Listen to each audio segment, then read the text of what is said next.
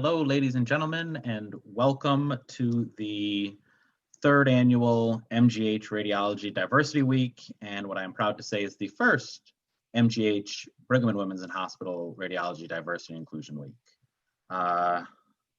So here's a quick overview of today's program. And first off, we have some welcome remarks from Dr. Brink. Thank you, Dr. Brink.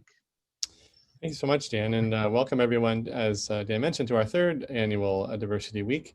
And this is an extra special week because it's our inaugural joint effort with the Brigham Radiology Department and their DE&I committee.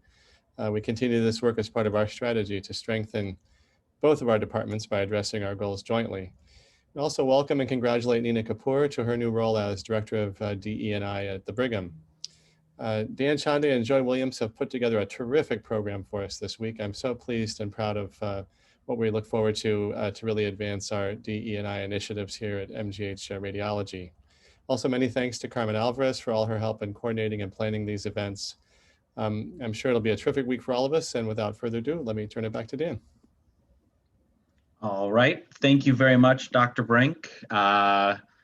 Quick note that this week could not have happened without the support and continuing support of Dr. Brink and both the administration offices of the Mass General and Brigham and Women's radiology departments. So just to cover this week of lectures, we have a number of lectures, both at noon and off noon times, covering a wide range of topics in diversity and inclusion. And many of these lectures are available for continuing medical education credits to doctors, nurses, and technologists. Of note, the Women in Science Fall Seminar on Thursday at 4 to 5 p.m. and the Diversity Student/Trainee Mixer on Thursday from 7 to 9 p.m. are not available for continuing medical education credits. As far as continuing medical education credits are concerned, one, you can find all that information as well as the schedule on our website, mghraddiversity.org/diversityweek. Of special note for MDs, it does require signing up on the partner's website, as well as texting an SMS code, which is explained here. This will be at the beginning and end of every lecture. Additionally, it's noteworthy to say that none of the speakers this week have any significant financial interests related to the topics that they are discussing. Finally, technologists and nurses, there is a form that you can fill out after each lecture on the website, mghraddiversity.org/diversityweek. Just click on the CME tab and it will bring you to the lecture. It'll bring you to the form for the lecture. Once you fill out that form, we will work on getting out the credits to you and the diploma.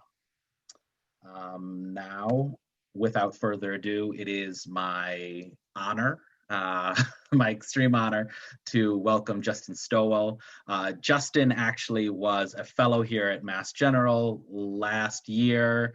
We got very close during that time, and I have to say he's an amazing guy. He was, I guess now he is, I would say, one of the leading experts in gender diverse imaging and radiology. He picked it up before it was cool. I'm also super excited that I have the ability to work with Justin on the American College of Radiology gender diversity workforce, where we work on improving care for our gender diverse patients, but also importantly, bringing a lens of gender diversity to the American College of Radiology. So we as a field are more welcoming to gender diverse employees and peers. You can find more about this on the ACR Engage platform. And if you're interested, you can definitely join the task force. We're looking for interested individuals. Justin's a great guy, and I know this lecture is going to be very interesting because this is actually updated. He told me this morning he updated it just this morning with topics. So without further ado, Justin.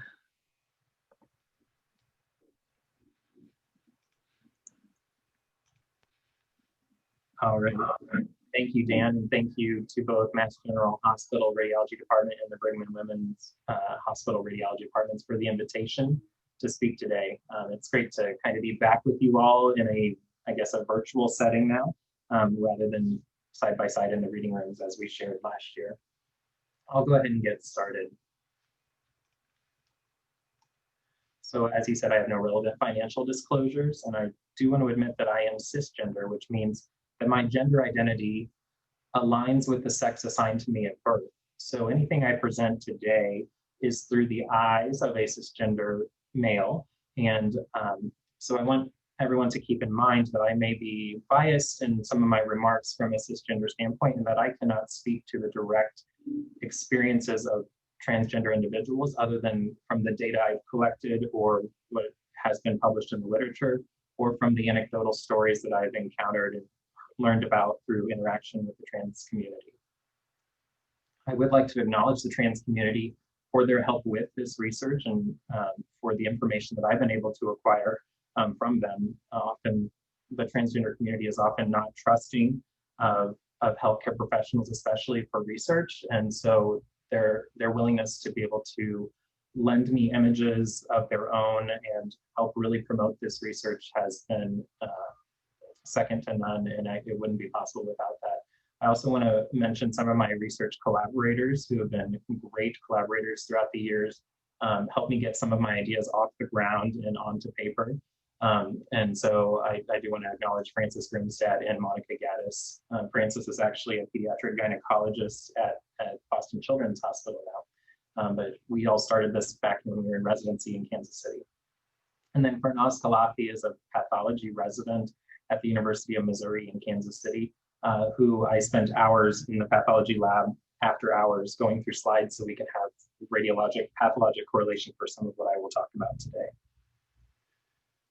So today, my goals are to introduce everyone to the current terminology, epidemiology, and care standards related to transgender and gender diverse persons. Then I will list strategies throughout for how we as radiology professionals can make our imaging environments affirming and supportive and welcoming environments for these patients when they come for imaging. And then for the radiologists and those who interpret imaging, I will also throw in a lot of how we can better interpret these images to be more diagnostic and to understand the implications of both gender-affirming hormone therapies and surgeries on our imaging. To begin with, on terminology, this is a big topic in the field, but I think probably the most important term to understand is that gender identity is one's interpersonal sense of gender.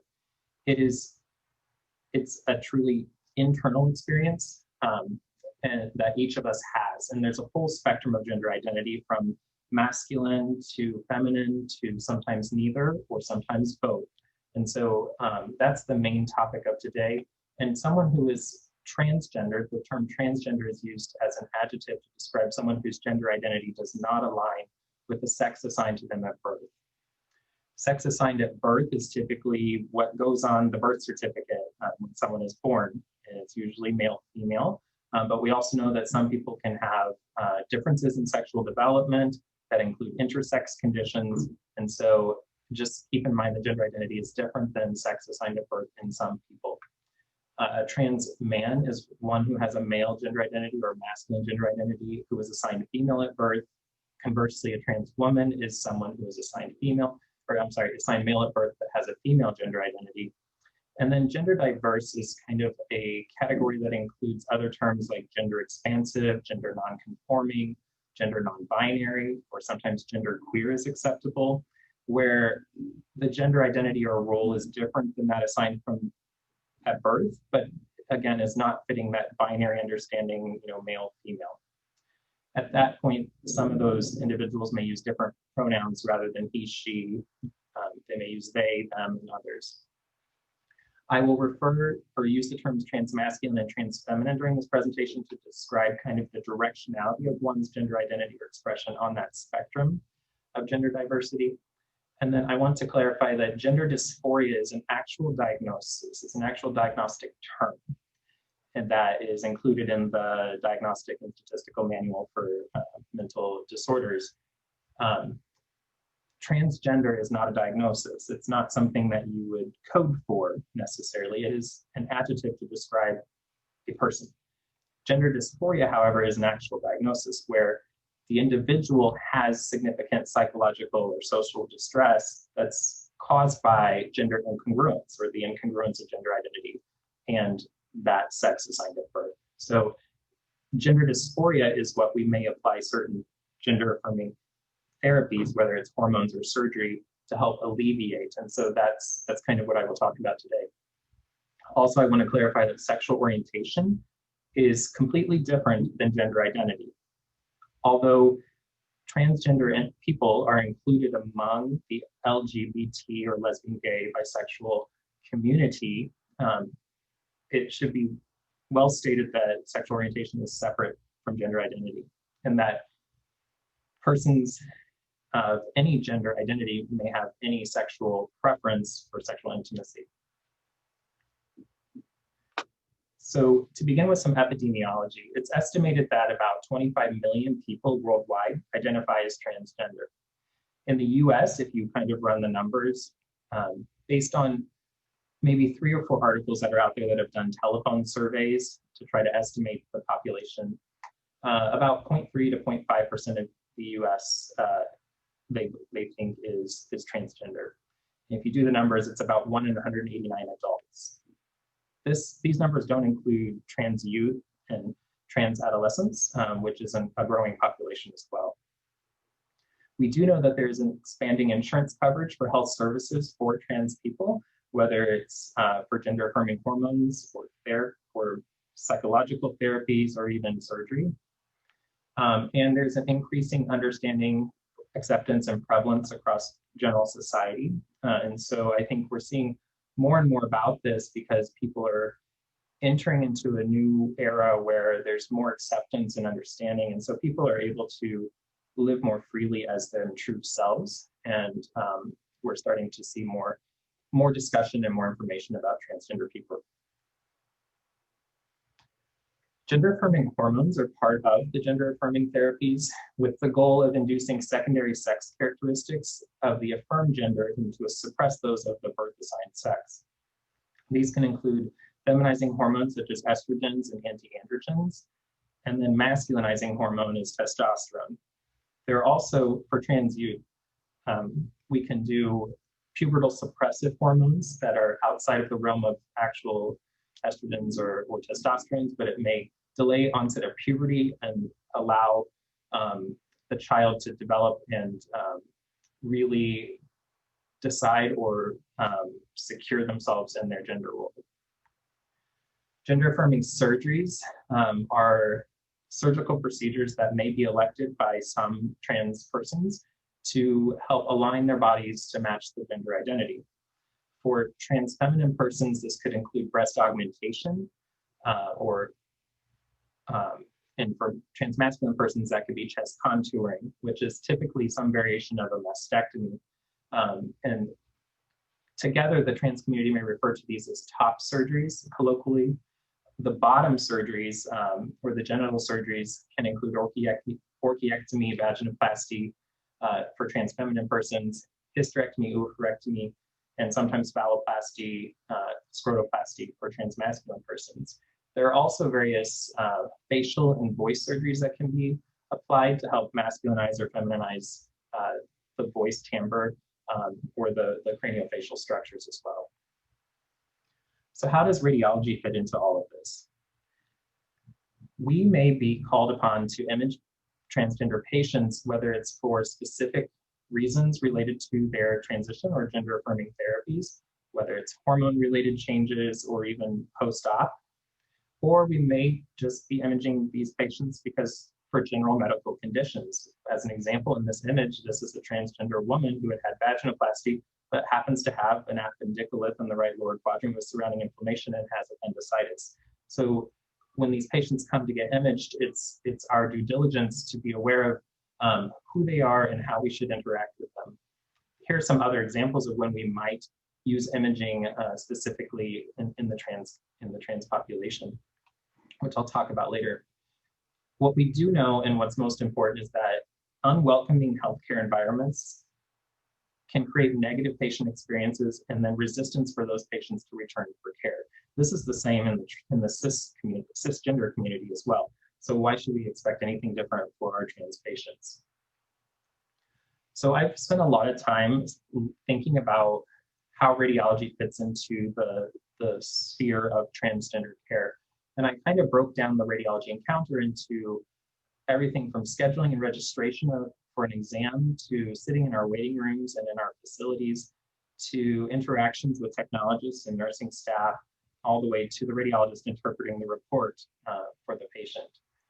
And so my colleagues and I put together a survey to look at these different parts of the imaging encounter within the trans community. So we named the survey the 2View survey.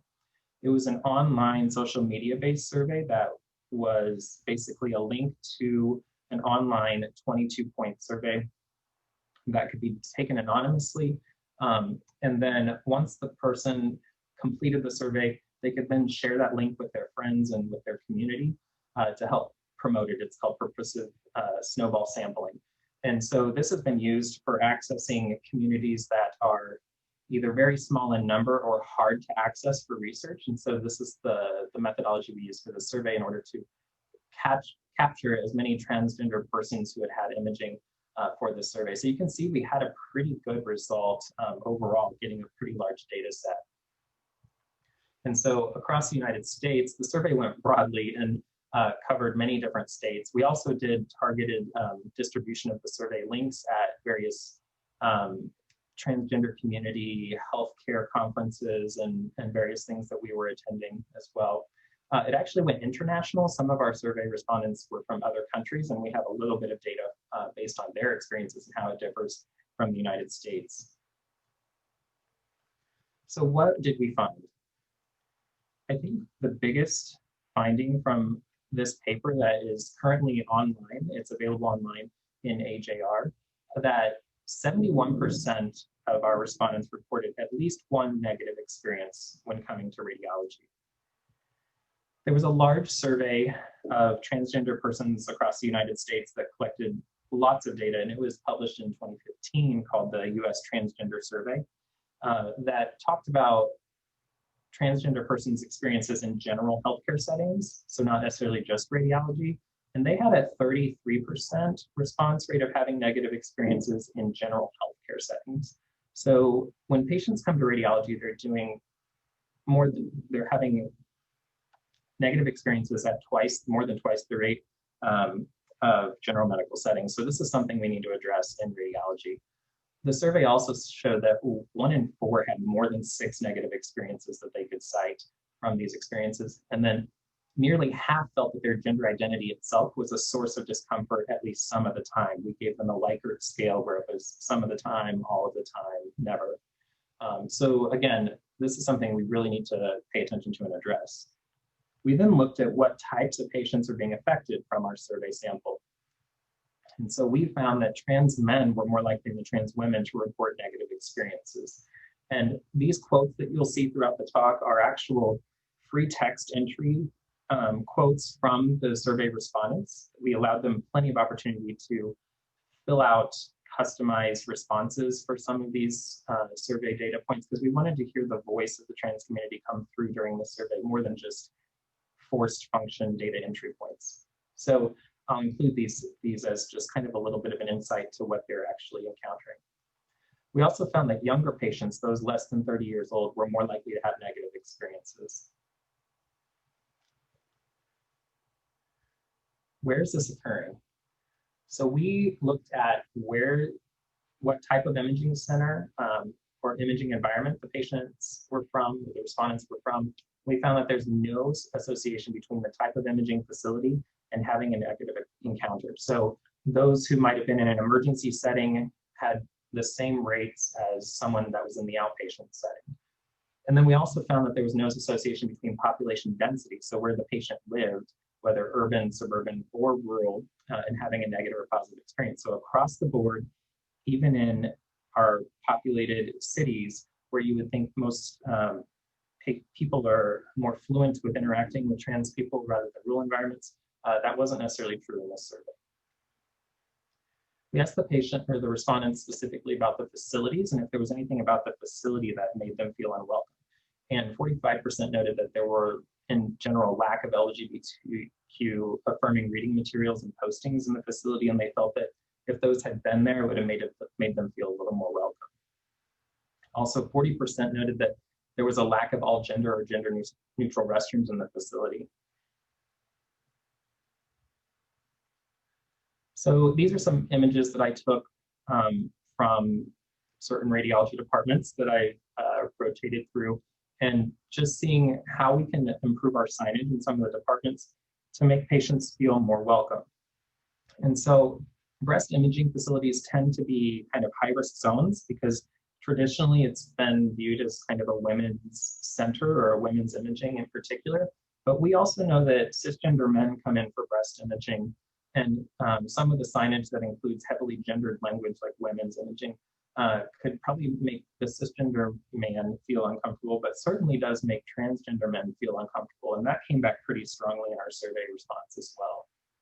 So this is something on a policy level, on kind of a departmental level, we could reconsider for rebranding some of our imaging facilities. The all gender or gender neutral restroom signage, those are small things we can do on having single stall restrooms to really make this population feel much more included.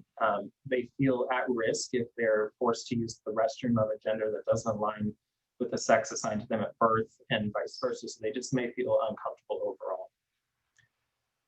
Additionally, some of the postings and things that I think we could strive for is obtaining some of these quality metrics. So the Human Rights Campaign is a national organization that actually lobbies in Washington, D.C. for LGBTQ rights. And they issue a healthcare equality index. It's a big survey that's done of facilities across the nation. So healthcare facilities are applying for this, and they get basically rated on various things. And so out of 100 points, you can get various levels of quality from this. And so you can be labeled a leader if you get 100 out of 100 points. And then the next level down, I think at 95 out of 100 gives you a top performer.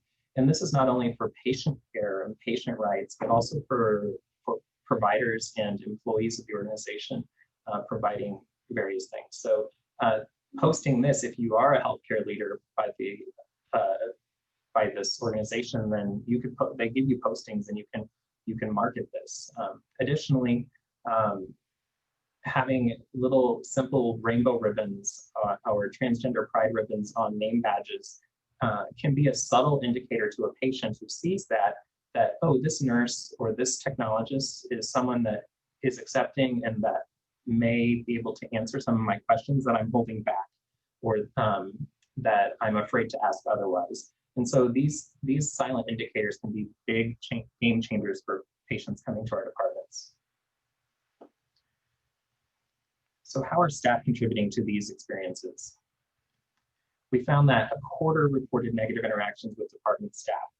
And so that was a very strong theme coming back, is that a lot of the negative experiences were directly tied to negative interactions with staff. And 41% noted that their pronouns were not asked when they checked in or during the encounter. And then 35 said that their chosen name, which may not be the same as their legal name, and that written on their ID or hospital records, was not asked. And so because of those things not being asked or put into like wristbands, et cetera, for the patient, that they're constantly being called by the wrong name and makes them just feel uncomfortable during the entire time in the department. 1/3 of our respondents had to instruct radiology staff about trans people to receive appropriate care.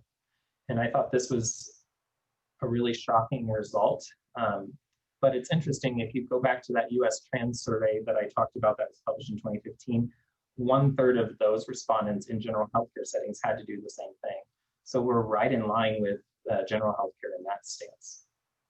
And so I think this speaks to some education that we could do for ourselves to help improve upon this. And again, 1/3 felt that the staff just outright seemed uncomfortable caring for them as a trans patient. And so again, more education for us, and I think things will begin to improve. 22% felt that the staff showed little concern for patient comfort. And so data like this and like this point, where nearly 16% were straight up felt uncomfortable, made to feel uncomfortable or unsafe, I think these should be 0% responses. And so this is something we really need to look at in this setting. No one has collected this data point yet, so this was really interesting to see that nearly a quarter were misgendered in their radiology report. I mean, this is patients reporting this, right? So now that we have patient portals readily available and patients are checking these things and reading their results, to have been misgendered in your radiology report. So we didn't get much clarification on what that meant, whether it was in the history that said, 45-year-old woman, or whether it was something to do with the anatomy, listing parts that they didn't feel comfortable with. So this bears more studying, but it's definitely something that made me take a step back and think, how much am I including in my report that probably isn't necessary, that's heavily gendered? So it's just kind of a stopgap, a little checkpoint for myself. We looked at the types of exams that are out there and if any were more likely to cause problems. And so here was the general frequency of our respondents. Most had just simple radiographs, with fewer having the more invasive procedures. We then asked them specifically, did any of these imaging exams cause you unexpected or excessive physical discomfort or emotional discomfort that they said? And specifically in the survey, we asked them if this was above and beyond that which you expected or were forewarned prior to the exam.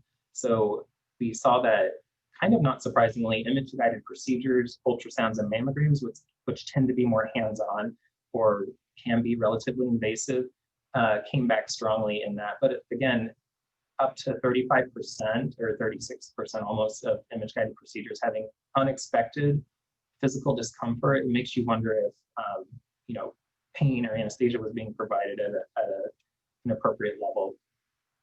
We asked then about the emotional and psychological discomfort in a similar way. And again, the same 3 procedures came back, mammograms, procedures, and ultrasounds. But more worrisome for me are these middle 3. We now see that MRI, X-ray, and CT are showing up, and those are completely uninvasive exams. And so to have psychological or emotional discomfort from these types of imaging procedures is kind of worrisome for me. So we looked at some of the free text responses, and what we found was what probably was happening in these settings was what the patient was hearing or enduring outside of the exam itself. So in this instance, someone was getting a CT and they could hear the technologist and what they described as a doctor discussing gender and identity in a joking manner. So again, speaking to education about how we can change our departmental policies to really prevent this from happening. So I'm going to move on to more of the image-based considerations that maybe those who interpret imaging, like for radiologists, should consider when taking care of these patients. First, I'll start with breast development. We know that on feminizing hormones, breast tissue develops sort of similar to that of you would expect for pubescent cisgender females. So it typically begins 3 to 6 months after the initiation of hormones and is usually maximal at about 2 years. And so you can see this example where someone who was at the age of 70 began feminizing hormones, and within 4 years you see very robust breast development. One study showed that 60% of trans feminine persons develop heterogeneously dense or extremely dense tissue. And we know that these 2 breast density categories are risk factors in and of themselves for breast cancer. What's important to know is that this is histologically identical breast tissue to those of cisgender females. So these patients will develop ducts, lobules, and acini. It's also functional tissue. So there are cases of fibroadenomas, pseudolactational change, which you can see here developing in the ducts. And then some patients report nipple discharge. There's one case report out in New York where a patient was able to successfully breastfeed after they had done additional stimulation of the neurohormonal axis. But these are very interesting reports that showed you that this is truly functional tissue. And so the key point here is that when interpreting these images, we should not use the term gynecomastia because it's technically histologically different than gynecomastia. So use terms like feminized breast tissue or just say breast tissue. So here's an example on a bone scan. This patient was having sternal pain and underwent a bone scan, but you can see active tissue uptake of the radiotracer in this patient. Here's another case on mammogram. A mass was found, and it was ultimately biopsied and proven to be fibroadenoma. Some patients, although we do get robust breast development, not all patients will develop Tanner stage 5 level breast maturation, and so they may elect to undergo breast augmentation with implants. And so it's really no different than typical implants we would expect to see on imaging. And so here's just one example of the importance of using implant displaced views on screening mammography for these patients and how much better you can improve tissue characterization. Implant complications occur at the same rate as for cisgender women. And so we shouldn't think that just because it's a trans woman with implants that this may occur any more frequently. It's at the same rate. Also, and rarely malignancy does develop as we have this patient from our cohort. Silicone injections are occasionally used by some trans women for breast augmentation and other soft tissue contouring. It is an illegal practice in the United States, and because of this, some patients will go to other countries or will have this obtained in unmonitored settings. And in the large survey that I mentioned, the respondents, up to 3% had received this, and still 10% desired to have silicone injections. But it is actually a dangerous practice, and it's something that I think probably is in part due to access, getting access to appropriate augmentation services. But on imaging, we can see significant findings like dense masses and cysts and distortion. So on mammograms, for example, in this patient, you can see the dense background parenchyma due to the silicone injections. And you can almost see these small masses located throughout both these images. On ultrasound, you can get this cystic necrosis change as is shown here, but notice the tissue behind it is all distorted. It's called the snowstorm artifact on ultrasound from free tissue silicone. And so it makes these two modalities nearly impossible to use for screening purposes. And so we're kind of left in these patients with using screening MRIs with gadolinium contrast material, using silicone suppressed sequences. And so you can see this example where there are these cystic masses, and you see this enhancing focus here in the right breast that ultimately was shown to be an active granuloma. Complications of silicone injections, again, this is why it's illegal in the United States, but these silicone globules can be taken up into the lymphatics or veins and brought back to the lungs and cause pulmonary emboli, basically, or silicone emboli, and in some cases death, as in this patient, unfortunately, who had received gluteal silicone injections in a foreign country, came back to the States and arrived with shortness of breath and fevers and underwent imaging. And you see these peripherally distributed opacities. This is not COVID. This is silicone emboli where you're seeing peripheral infarcts. And this, unfortunately, was the post-mortem specimen showing these globules of silicone and surrounding capillaritis. Transmasculine persons who receive testosterone, typically the breast tissue will involute, and it mirrors that of postmenopausal women who are undergoing menopause, where you get a decrease in glandular tissue and this general involution. There are some differences. In general, there's less adipose tissue in transmasculine breast tissue, and there's increased stromal hyalinization. I'll show you some examples of that. Interestingly, one study showed that there was a relatively high rate of gynecomastoid change, which is considered rare in cisgender women. So here's one example where maybe there's some subtle parenchymal involution that occurs over 2 years of masculinizing hormones in this patient by mammography. And on a specimen from a mastectomy during chest masculinization, you can see this white, dense, fibrous tissue, whereas a smaller amount of fatty portions. Histopathologically, we see this dense pink tissue, which is all fibrous chain, and these very atrophic globules related to the testosterone exposure. And in panel B, this patient was a 24-year-old transmasculine person who had 4 years of testosterone. In panel C, this was a 21-year-old trans male who had had 9 months of testosterone. So very dramatic effects on the breast tissue. Some transmasculine persons may undergo chest binding, which is a non-surgical, non-hormonal solution to compressing the breast tissue that may be developing. And this is a common practice in the trans community. And unfortunately, there can be outcomes related to chest binding. There are commercially available binders that often are shared among the trans community, and it's mainly just to help compress the tissue against the chest wall. However, some patients don't have access to this or safe binding measures, and they may use saran wrap and duct tape or other measures to help push that tissue down so that they can feel comfortable walking around in public. And one study looked at the complications, and we can have a lot of thoracic changes, especially in younger patients who have still pliable rib cages and cartilage. And so it can actually lead to PFT changes, as was published in one study. The masculinizing surgery is creation of an aesthetically male chest by removing excess tissue, and then there can be residual breast tissue after general subcutaneous mastectomy, up to 60%.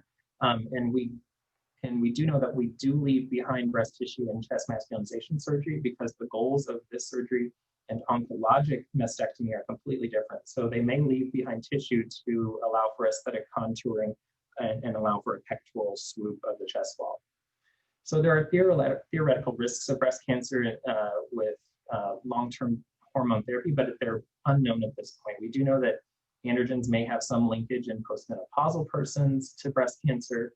And then one study looked at masculinizing hormones and saw that there were upregulation of some breast cancer genes. But again, we don't know the true risk. These are all in theory. But breast cancers do develop both in trans feminine persons, as in this case, and then here's a transmasculine person after top surgery who developed a breast cancer along the scar that had a metastatic lymph node at presentation. A couple of systematic reviews have looked at this, of all the reported cases and cohorts. And in general, kind of distilling it all down, we've seen that most of the breast cancers in trans men and trans women have occurred in the setting of hormone use. Most were hormone receptor positive. Few were screen detected, most were palpable abnormalities, and the patients tended to be younger at diagnosis compared to the typical cisgender population. We do know chest masculinization does decrease risk relative to cisgender women. Breast cancer screening recommendations have been published, and there are several centers of excellence who have published their own recommendations. This is a nice article in Radiographics from this year that summarizes this nicely. So I would recommend keeping this in your breast imaging departments and available for reference. The question is, will patients come to screening? And so we know that trans persons tend to have suffer more health-related disparities. And so there's a question of whether even trans persons are coming to screening at the same rate as cis women. And so in a couple of cohort studies, in this community health center study, patients were less likely to have a mammogram than cisgender peers. However, in a kind of a national cohort retrospective analysis, there was relatively comparable rates of screening mammography.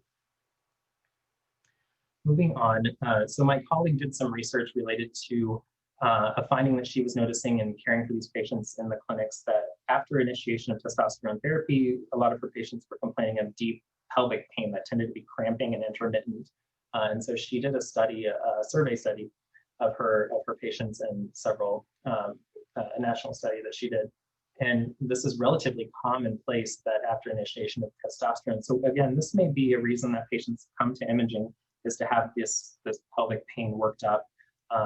And so they may be recommended to get pelvic ultrasounds for some of this pain. And so what do hormones do to the ovaries and uterus is kind of a question for us, and what should we expect to see on imaging?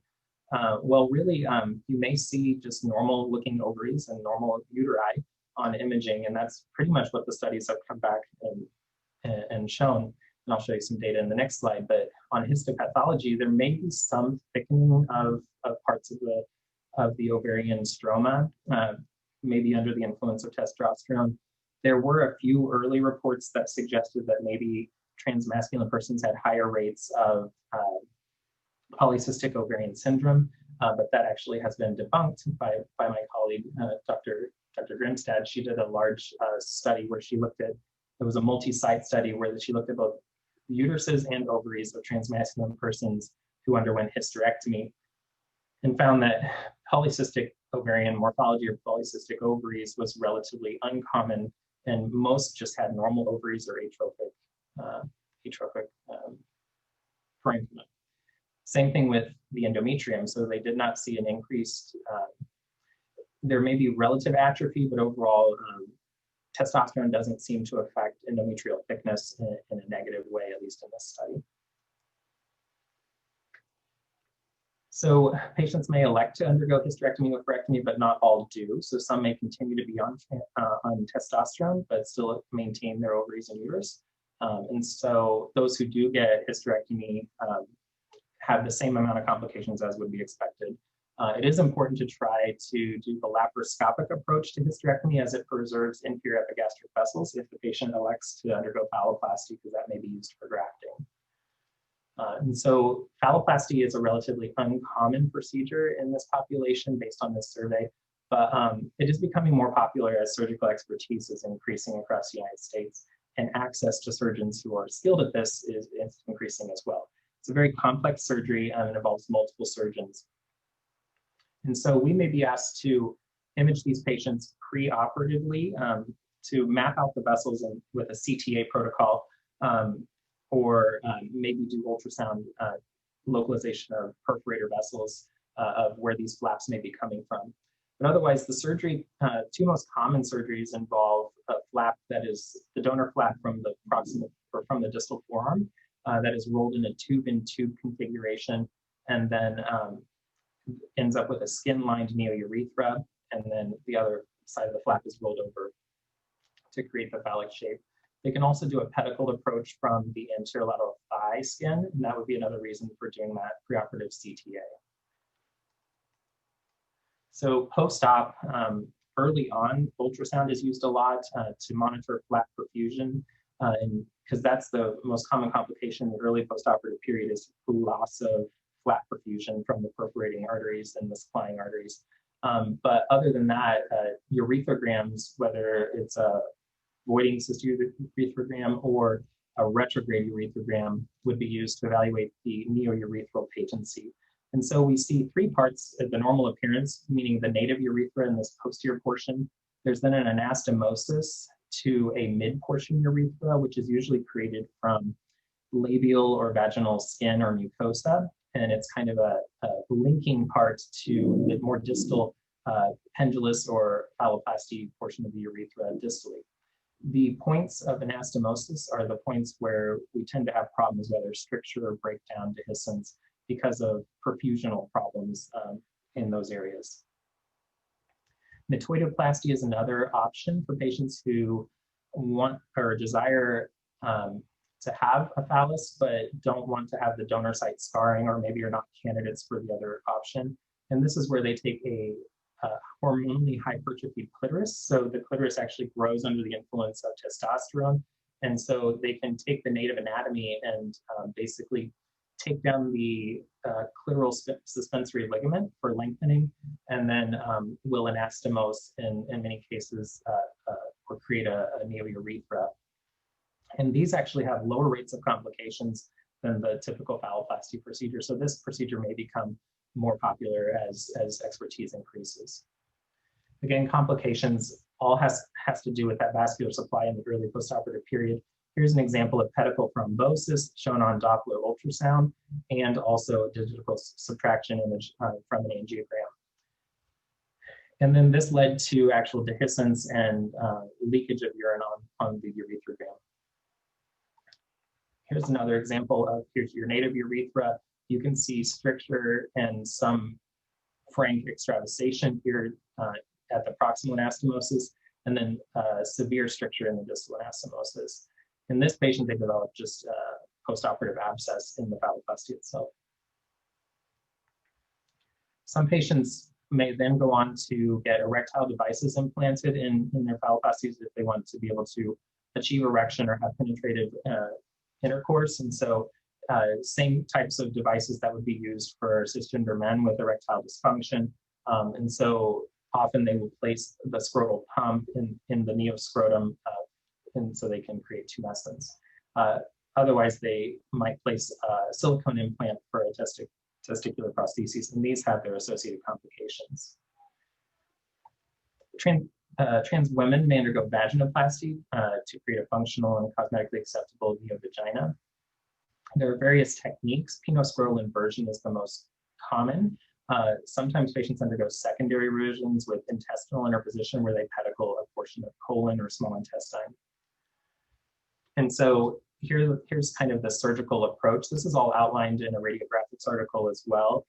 So if you wanted to kind of reference that for the details of the surgery, but basically they disassemble the existing penis and they will remove the erectile tissue, and then they will preserve the dorsal penile neurovascular bundle and create a neoclitoris out of that so that the patient can have erogenous sensation with the neovagina. Post-operatively, we may use CT or MRI. Those tend to be the best modalities for evaluating vaginoplasty complications. Typically, MRI is going to be better just for better tissue characterization. Patients after surgery often or will all have to dilate their neovaginas using various dilation devices that they are issued by their surgeon. This is commonplace after surgery to prevent stenosis. And so when patients are coming for MRI, it may be advisable in some cases to have the patient bring their dilator instrument to help delineate the tissues better for our interpretation.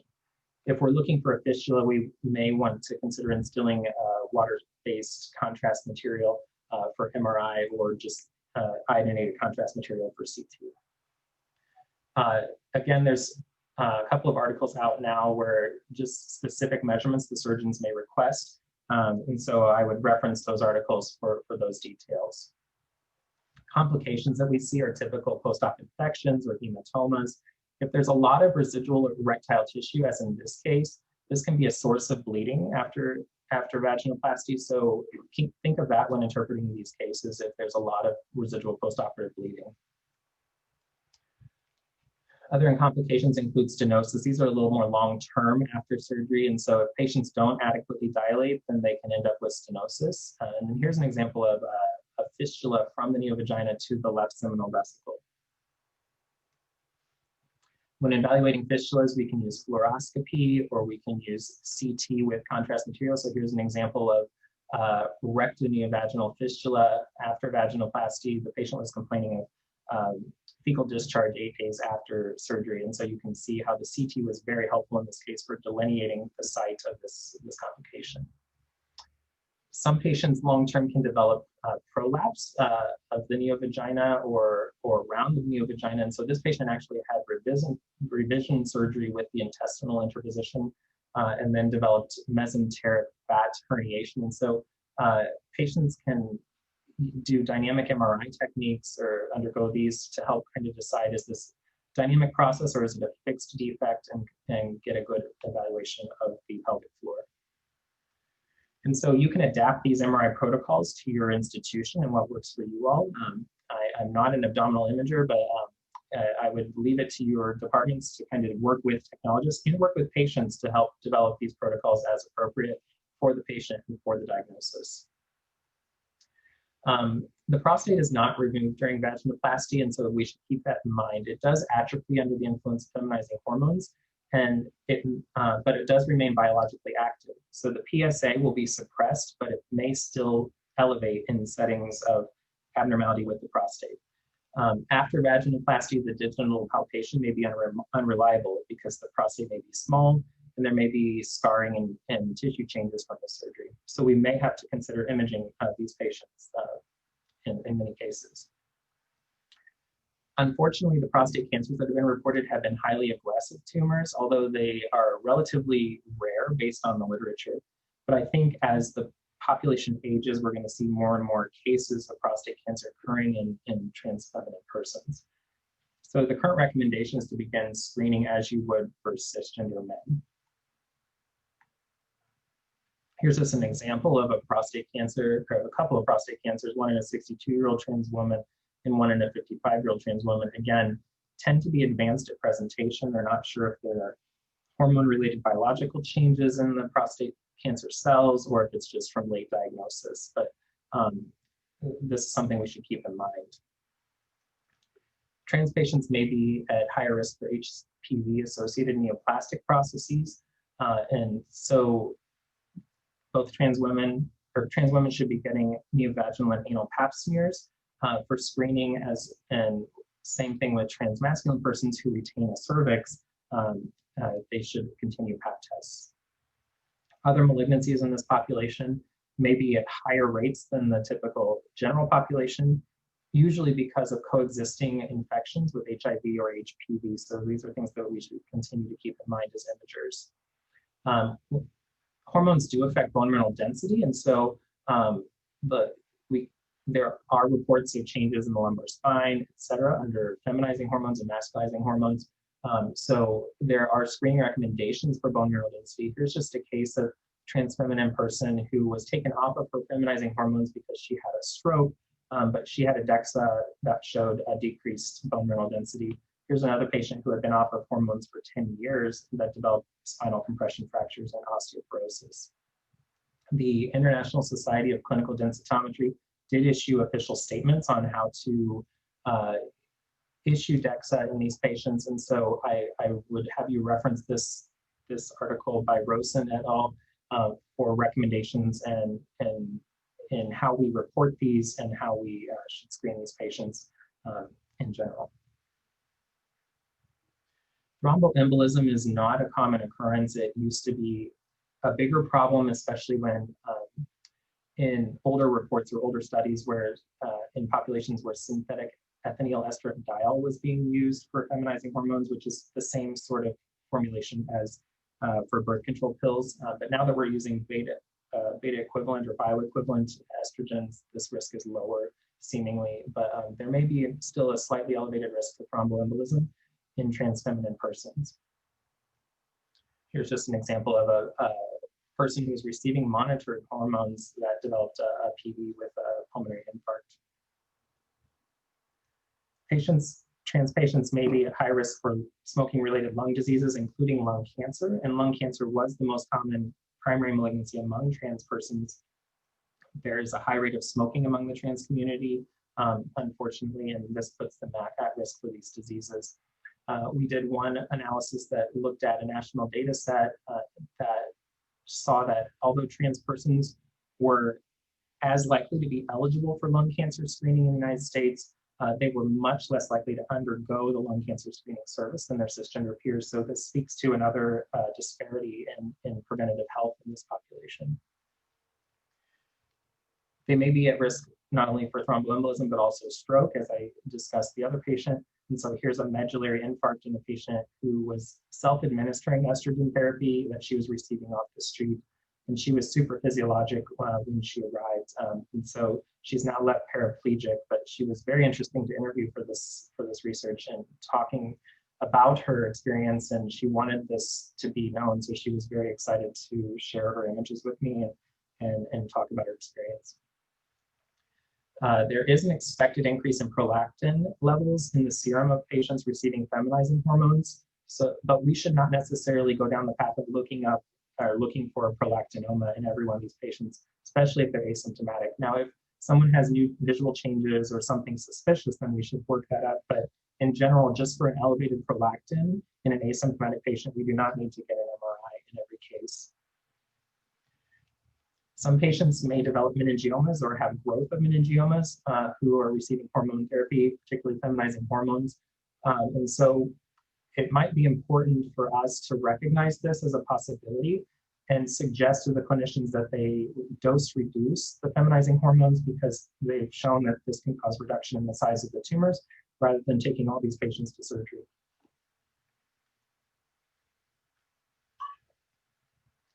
As I mentioned, feminizing surgical procedures for the face can be performed.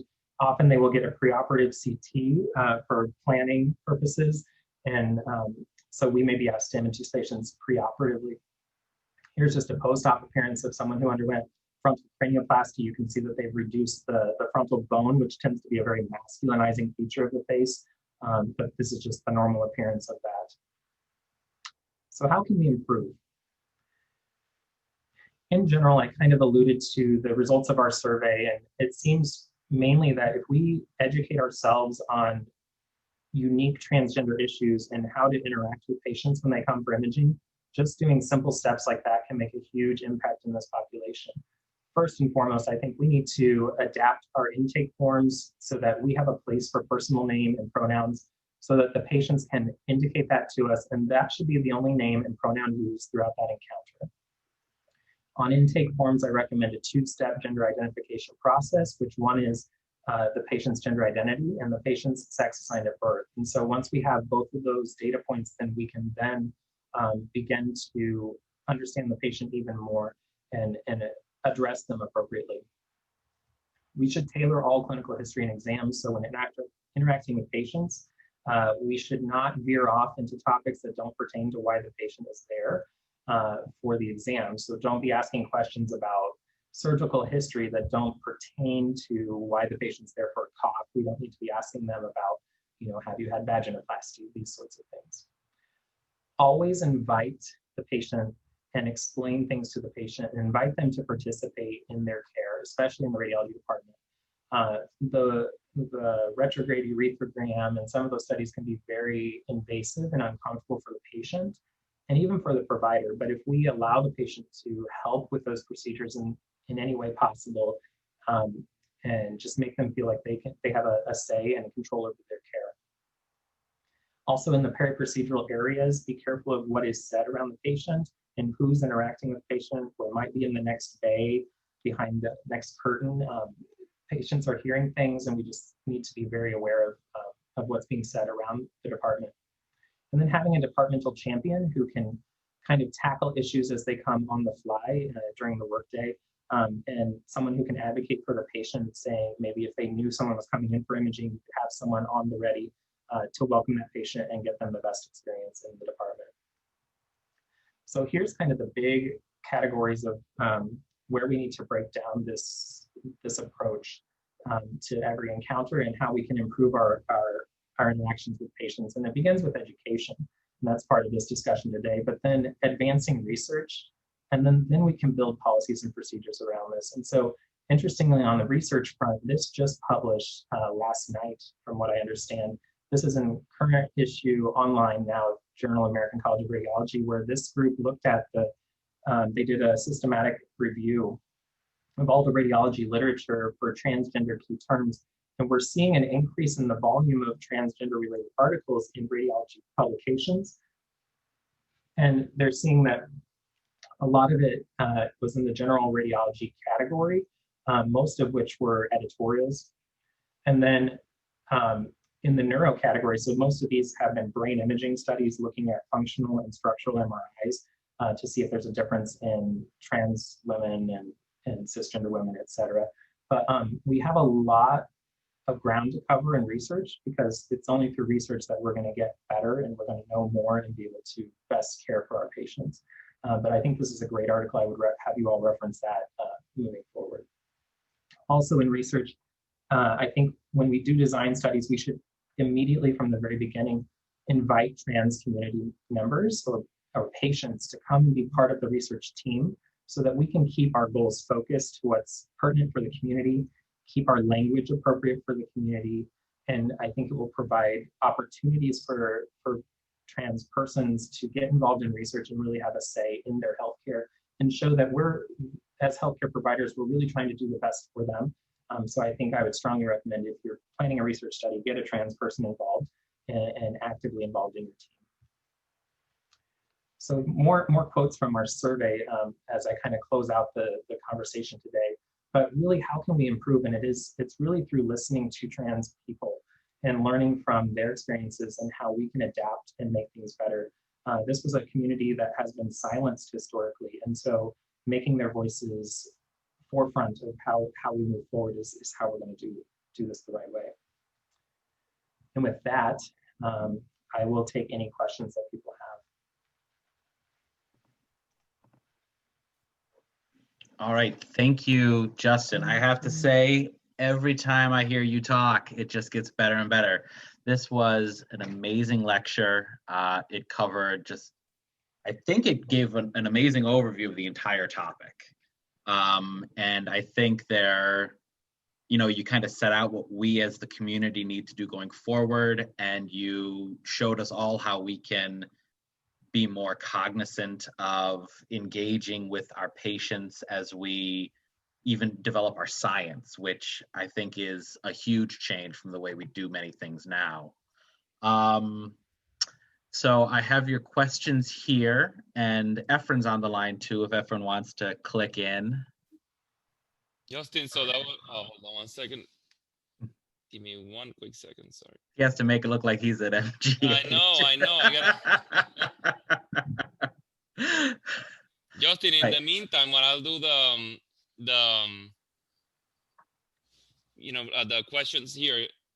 One of the things that I really like about your presentation is how you bring everybody together and include the community in part of your research and advocacy as well. However, one of the questions that comes from the QA and that I was thinking also was, if you have a community that has negative experiences based on your research, but also on what you've seen in your experience in this journey, how you are able to overcome that mistrust to make them active participants in what should be that journey moving forward. Because that's something that we can see in other areas. So I would love to hear your experience and how you're able to overcome that. Right. Yeah. And I think the first thing I did is I admitted that I was naive and but I wanted to do well. And so what I began doing is I reached out to first a clinical colleague that I knew was caring for these patients. And so she was able to, Dr. Grimstad was immediately able to link me to her patient experiences from the patients she was caring for, but also she was uniquely linked to the local community when we were in Kansas City. And so she had friends in the community, and I went to several of their events, and I just showed up and was present and just got to know people, but not trying to force forward a research idea, just getting to know them, and then entering yourself into their environment and learning just through conversations.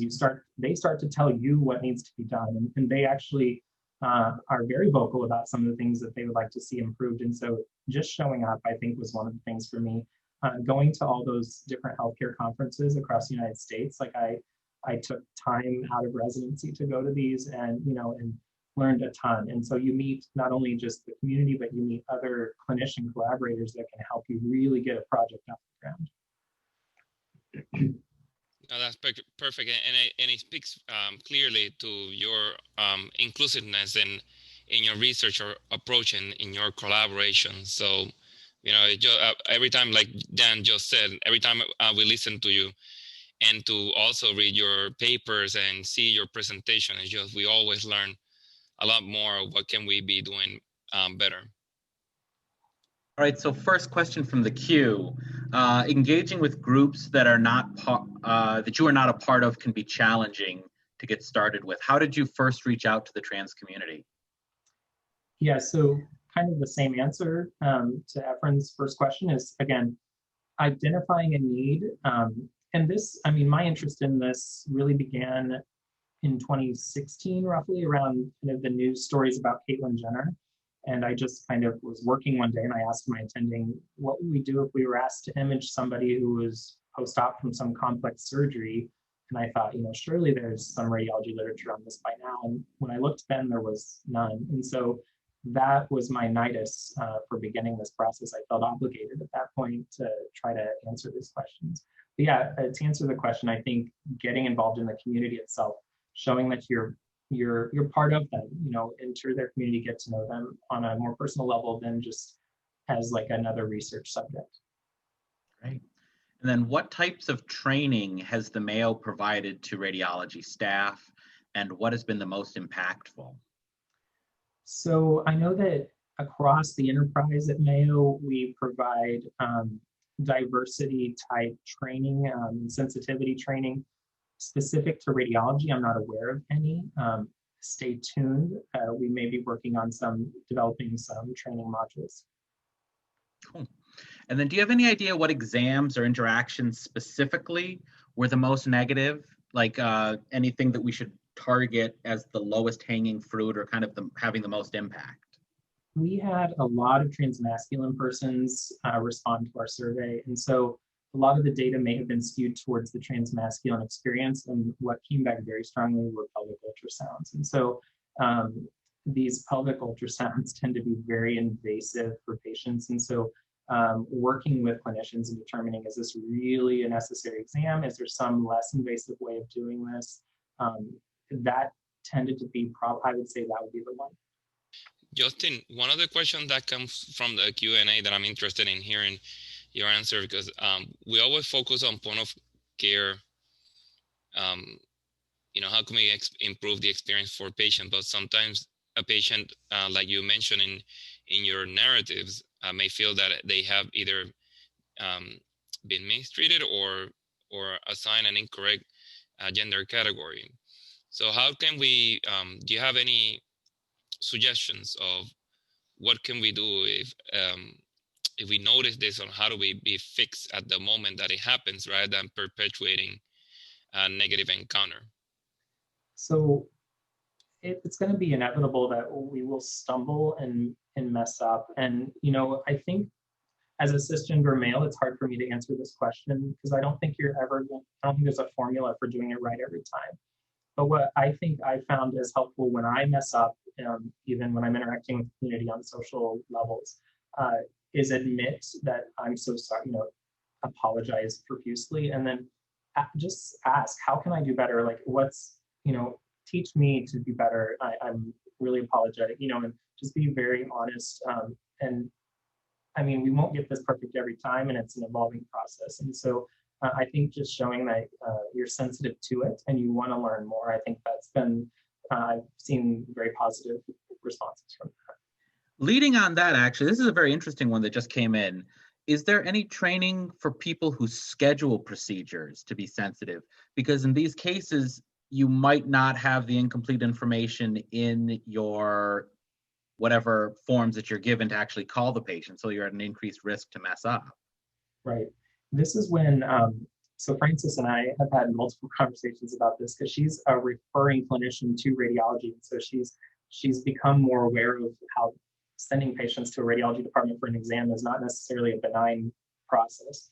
And so we've talked about this, and she and I have kind of come to the conclusion that working with your referring services and let them know to don't be afraid to call ahead and let people know, hey, this is an exam that has been documented to potentially cause problems, or I have a patient that may need some additional, care, that working with the clinicians ahead of time so that patient or the clinician can provide anticipatory guidance to that patient going into the setting. And then that radiologist or whomever can then try to get the department ready, have that champion up front to greet the patient, and just get everybody on board from there. So, I mean, it is a process, but it's something that I think we should start having those conversations about.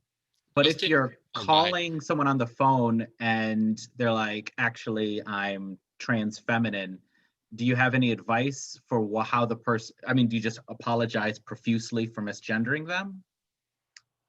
So I think that a lot of times we could just, that is a tough question. It's going to involve kind of collaboration with the frontline people.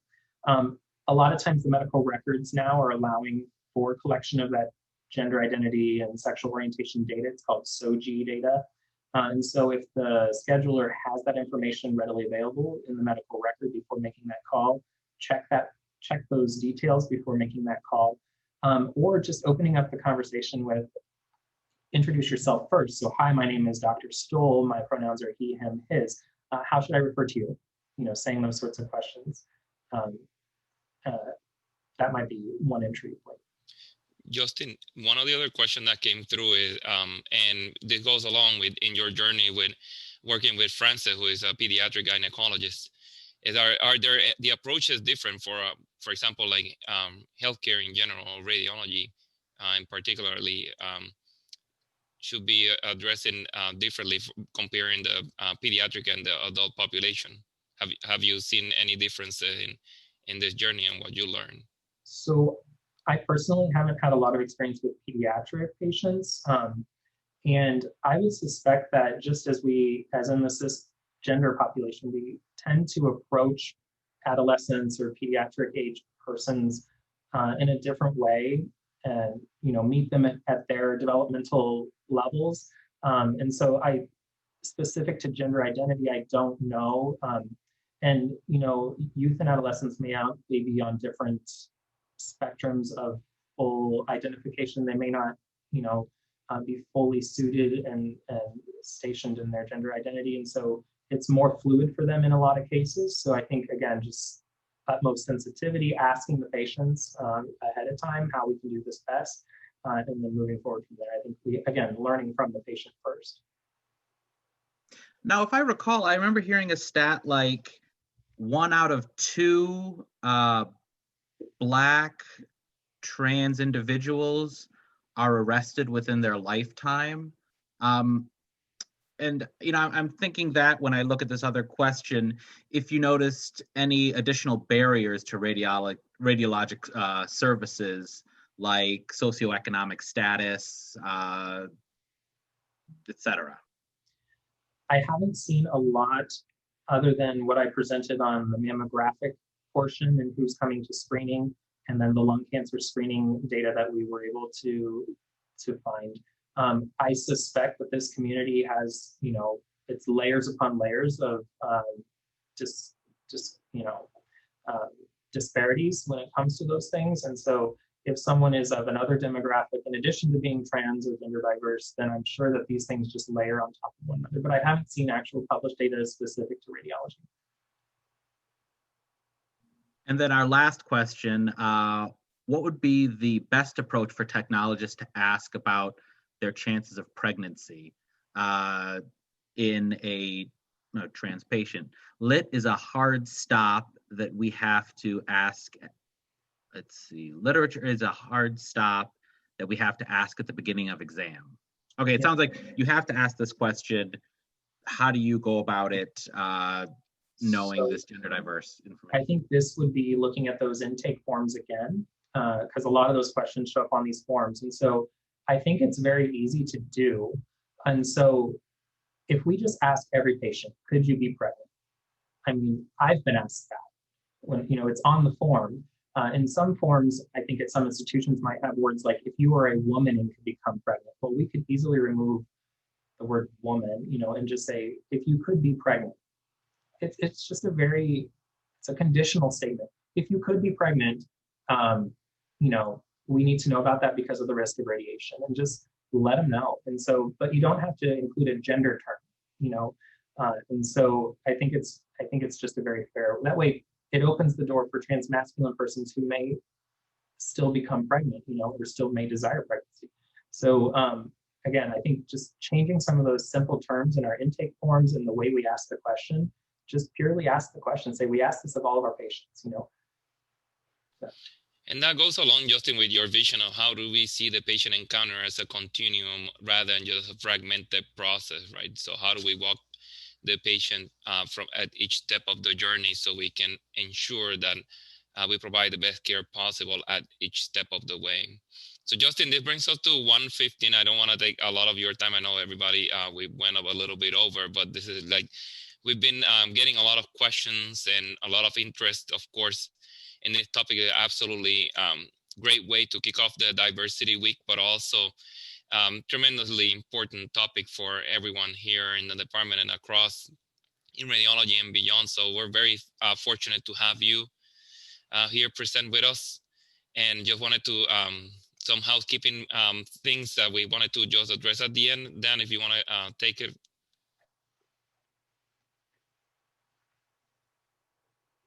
Yeah, it looks like I just flipped through them all at way too fast. Apologies, everyone. So first, some resources. We have both an MGH and a Brigham Health ERG, employee resource groups for the LGBT community.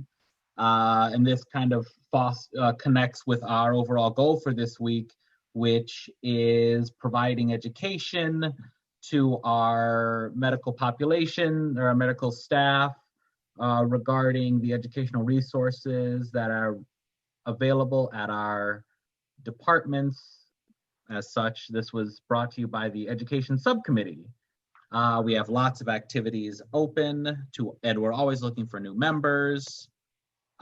Tomorrow we have microaggressions in medicine from Filomena Sante, as well as strengthening collaborations with diasporas in humanitarian response from Harold Roy.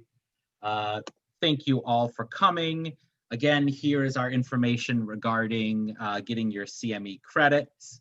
And if you are a technologist or a nurse, you can find the post-lecture survey at www.mghraddiversity.org/diversity week. Click on the CME tabs. All right, everyone. Thank you so much, Justin. Thank you so much, Dr. Brink, for introducing us. Thank you so much, Efren, for doing this Q&A with me. And thank you so much, audience, for joining us to learn and to educate ourselves on how to be more equitable in this world.